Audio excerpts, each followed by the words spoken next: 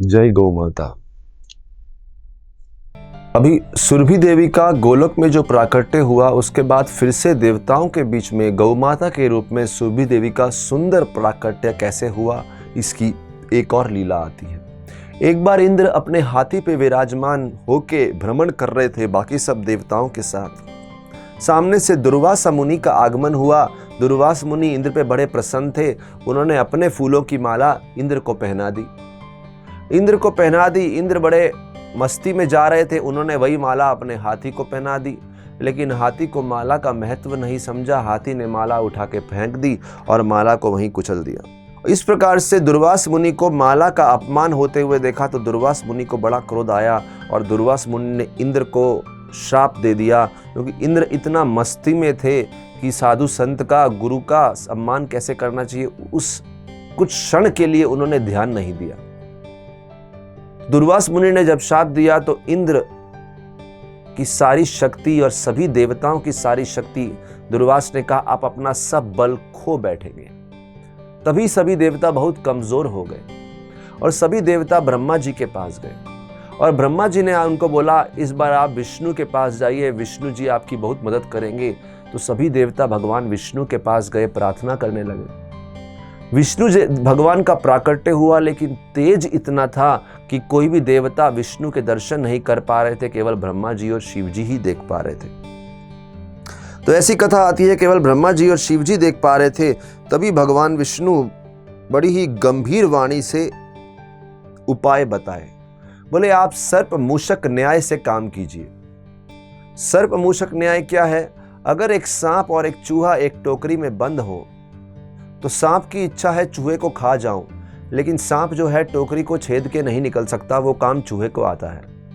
तो सांप ने चूहे से दोस्ती करी और चूहे को बोला तुम इस टोकरी में छेद कर और फिर हम दोनों यहां से भाग जाएंगे। जैसे ही चूहा ने छेद किया टोकरी में, सांप ने चूहे को खा लिया और सांप टोकरी से भाग गया। भगवान विष्णु ने बोला इस समय असुर कुल के जो लोग हैं उनकी शक्ति बहुत बलवान है, आप उनसे दोस्ती कीजिए। और एक तरफ असुर कुल के लोग, एक तरफ आप लोग, आप दोनों मिलके मंदार पर्वत का मंथन कीजिए।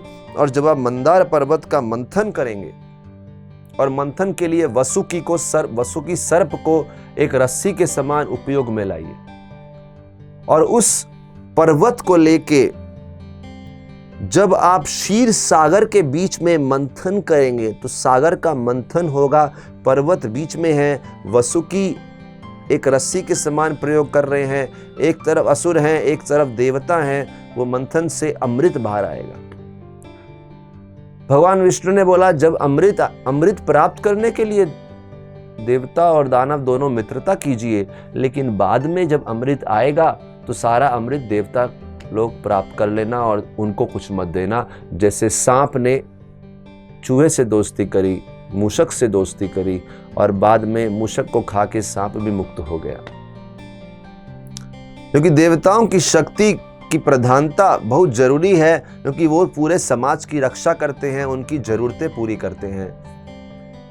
तो इस प्रकार से भगवान विष्णु ने जब देवताओं की सुरक्षा करनी चाहिए तो उस समय जब मंथन हुआ और मंथन करने के बाद अनेक वस्तुएं प्राप्त हुई, सबसे एक पहली जो वस्तुएं प्राप्त हुई उनमें से हुआ एक जहर निकला, हलाहल। और वो जो हलाहल जहर निकला, वो जहर इतना ही भयंकर था कि कोई भी उसको प्राप्त करने को तैयार नहीं था। तो तभी शिवजी का आश्रय लिया गया और शिवजी ने हलाहल जहर को अपने गले में पकड़ लिया। इसलिए उनको शिवजी का नाम पड़ गया नीलकंठ। जिनका कंठ नीला पड़ गया हो जहर के प्रभाव से, नीलकंठ नाम पड़ गया उनका। वो जहर के बाद बहुत ही सुंदर दृश्य था जब भी उस मंथन में से सुरभि गौ माता का प्राकट्य हुआ। तो सुरभि माता किस प्रकार से देवताओं को अपना दर्शन दे रही हैं, दानव भी हैं, देवता भी हैं, सब लोग दर्शन कर रहे हैं, वो सुंदर दृश्य है, सुरभि माता का प्राकट्य है। जैसे ही सुरभि माता का प्राकट्य हुआ तो इंद्र को युक्ति सूची कि अभी हमें सुरभि माता की पूजा करनी चाहिए, क्योंकि उनको मालूम था, उन्होंने ब्रह्मा जी से सुना था कि सुरभि माता की कितनी श्रेष्ठता है, कितनी प्रधानता है। अगर इसके आगे सफलता प्राप्त करनी है तो सुरभि माता का आशीर्वाद प्राप्त करना जरूरी है।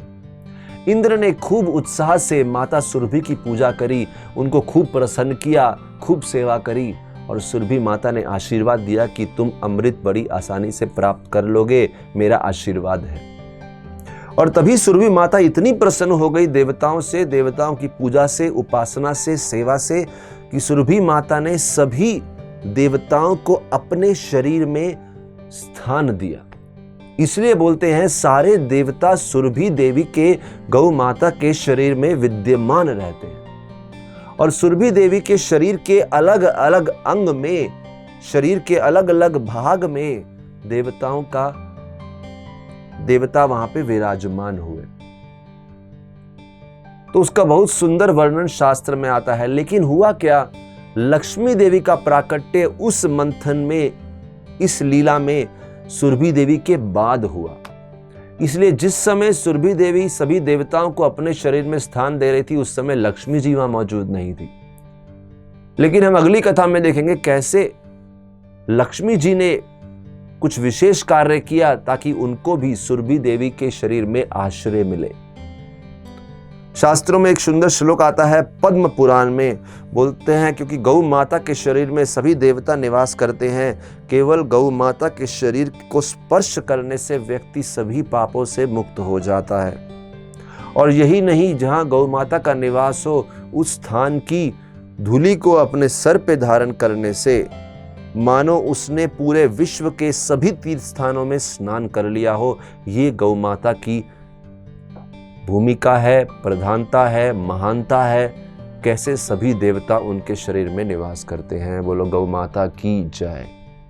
ऐसे ही और भक्तिमय कार्यक्रमों के लिए देखिए हरे कृष्णा टेलीविजन। इसे प्राप्त करने के लिए आप अपने केबल अथवा DTH ऑपरेटर से संपर्क करें तथा और अधिक जानकारी के लिए आज ही डायल करें 8767 845 845।